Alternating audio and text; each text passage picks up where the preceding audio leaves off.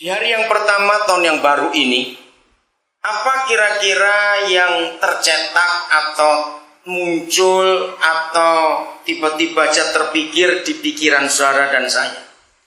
Pasti masing-masing kita sempat muncul sesuatu. Dari semalam waktu kita memasuki tahun ini, pasti ada mikir sesuatu bukan dalam kehidupan kita ini. Nah, hari ini kita akan belajar, saudara. Kalau kita melihat selama ini kehidupan kekristenan kita, lebih banyak kita itu menyalahkan Tuhan. Betul? Karena 30 kemarin saya dapat SMS dari seorang hamba Tuhan. Saya kaget. Saya telepon, dia tidak mau angkat. Saudara, pelayanannya luar biasa. Sudah berapa saat itu saya hubungi gak pernah bisa. Akhirnya saya cari temannya, coba kamu cari. Rekan kita ini lagi di mana? Akhirnya dapat. Terus dia mengatakan kalimat yang sudah, mulai hari ini jangan ngomong kepada saya tentang pelayanan. Bohong semuanya itu. Wah, dia keluarkan unek-uneknya, kemarahannya semuanya. Terus saya bilang kepada dia, jadi kamu marah kepada Tuhan? Enggak. Nah, sekarang kalau kamu enggak marah kepada Tuhan, kenapa kamu seperti ini sekarang? Saudara, mari kita jujur pada diri kita sendiri. Siapa yang sepanjang tahun yang lalu dalam kehidupan kita ini, kita itu pernah menyalahkan Tuhan, kita pernah kecewa dengan Dia.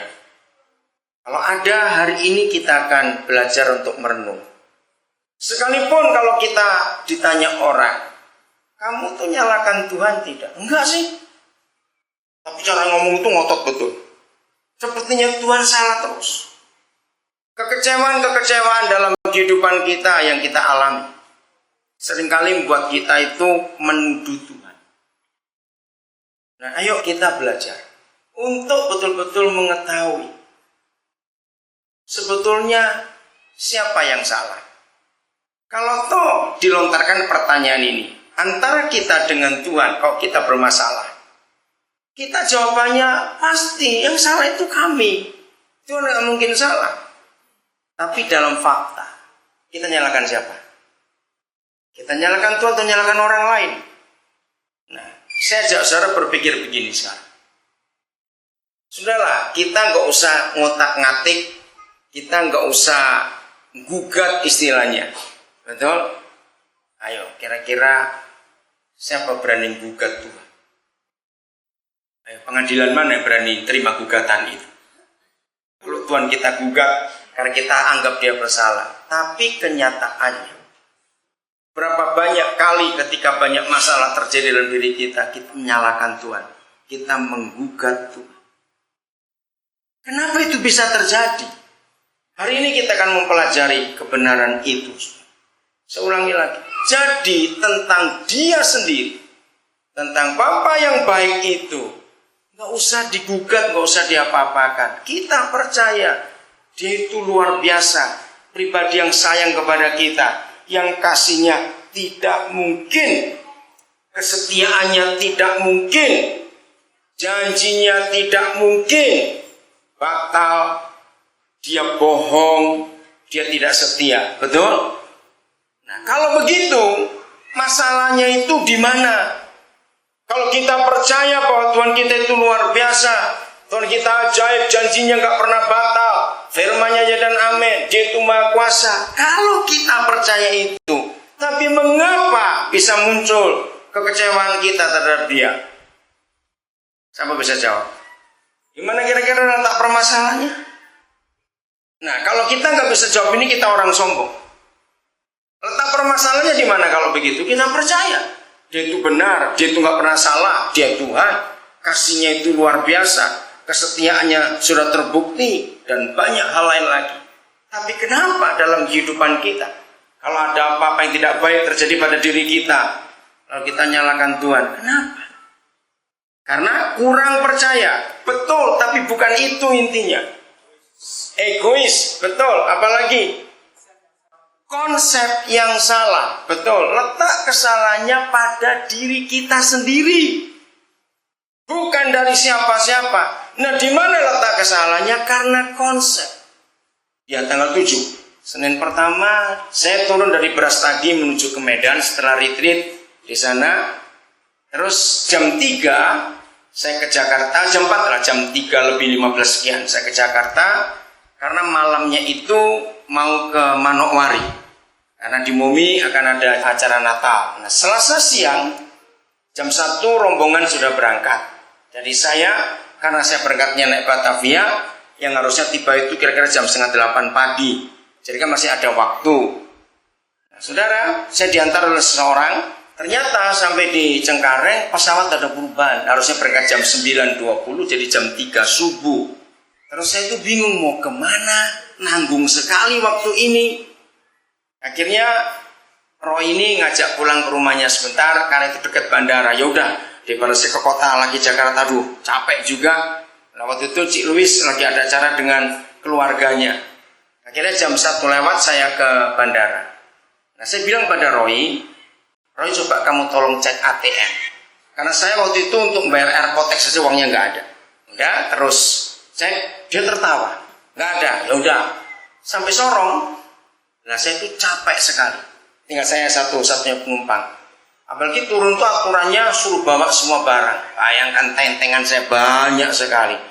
Saudara, nah saya bilang pada mereka bahwa ini pasti terlambat karena jam 3. Nah, karena saya ngotot, saya nggak mau turun, saya bilang saya capek. Saya kan punya hak untuk tinggal di sini, kenapa harus turun? Nah, karena saya ngotot, lalu pramugarinya manggil kapten pilotnya. Saya kaget, apa dipanggilin pilotnya? Saya pikir kenapa gitu.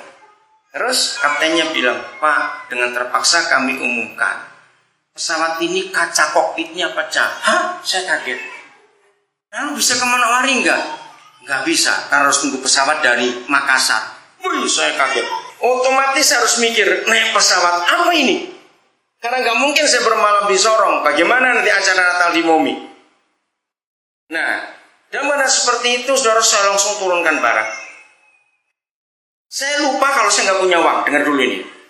Nah, saya lupa saya nggak punya uang, tapi saya tetap mau cari pesawat apa. Begitu saya turun bawa tentengan itu, saya ketemu seorang namanya Pak Soeb. Pak Soeb itu dulu orang Garuda yang di Biak, kenal saya sudah lama nggak ketemu.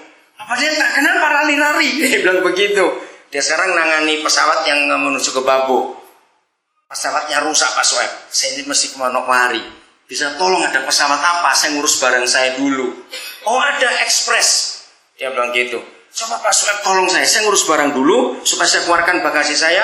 Karena tinggal 1 jam untuk pesawat itu berangkat. Ya udah, sudah saya ngurus barang. Pak Soeb datang, Pak Pendeta 1 juta. Dengan 1 juta saya kaget. Hah? Seorang Manokwari 1 juta mahal betul. Saya bilang, Pak Soeb itu nggak punya uang. Punya ATM nggak? Ada, tapi kosong. Saya bilang begitu. Karena di depan itu ada ATM Mandiri. Saya bilang, kalau Mandiri nggak ada, saya punya dana, tapi juga nggak ada uangnya karena kemarin. Terus bagaimana ini? Sudah, saya pinjam dulu bisa nggak? Yang penting saya berangkat. Saya nggak tahu mesti bagaimana ini. Pak Soeb ini orangnya terbuka. Masa Pak Pendeta nggak punya duit? Lihat saja nggak percaya. Saya bilang begitu. Dia tertawa, saudara.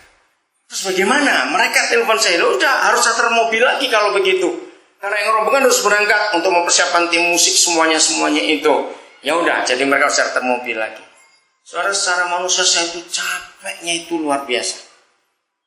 Karena apa? Hari Kamisnya itu saya itu baru tiba dari Amerika. Tanggal 4 itu baru tiba dari Amerika, langsung sampai di Cengkareng saya ke Balikpapan. Karena dari Balikpapan tanggal 5 saya ke Tarakan. Karena ada tim pesat yang menikah, tim pesat yang dari Krayan. Tanggal 6 saya ke Medan. Sabtu Minggu saya ada di Brastagi Retreat. Senin itu saya turun, saya langsung ke Momi Waren itu. Nah, makanya itu saya nggak mau turun dari pesawat karena saya itu capek. Tapi untung saya ngotot, kalau enggak jadi ke Momi itu. Bisa ngerti? Nah, saya nggak mau nyalakan siapa-siapa, mau nyalakan siapa? Saya tetap berkata, Tuhan Engkau baik. Betul, Tuhan Engkau baik. Nah, masalahnya adalah di konsep pikiran kita ini.